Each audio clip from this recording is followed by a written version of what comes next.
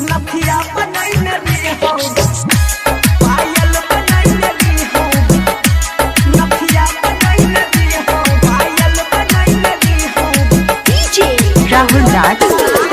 बैतमोरी चौक समस्तीपुर बैतमोरी चौक समस्तीपुर पायल बनैले रे हो गे जान तोरा खातिर पायल बनैले रे हो गे जान तोरा खातिर सिकड़ी बनैले रे हो गे जान तोरा खातिर हमारा से कड़ी के धोखा गे हमारा से कड़ी के धोखा नजर में की लगल नथिया बनैले रे हो गे जान तोरा खातिर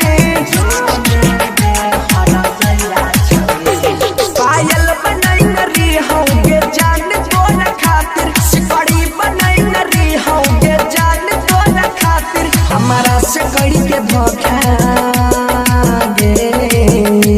हमारा से कड़ी के धोखा नजर में की लगल नथिया बनैले रे हो गे जान तोरा खातिर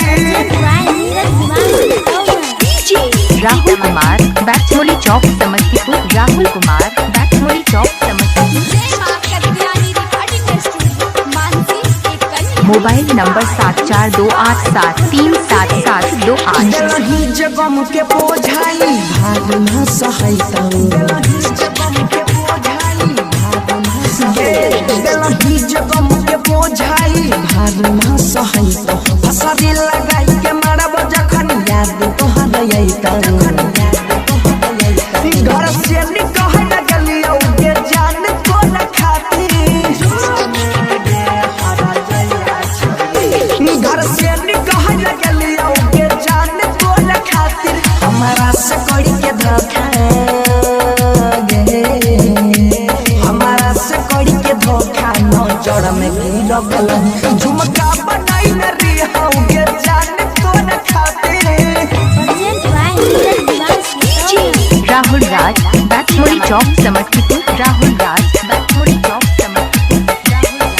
मोबाइल नंबर 7428737728 तोरे ला जान है गई दुनिया से हम लड़लिया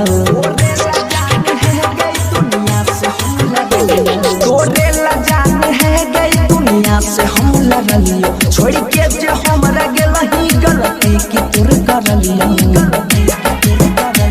कोमली के भूल लगलिया गे जान तोर खातिर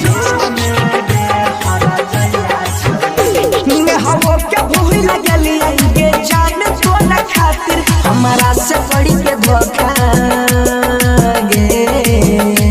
सुधीर भरत भयंकर के प्यार बन गेलही राहुल राज बैतमोरी चौक समस्तीपुर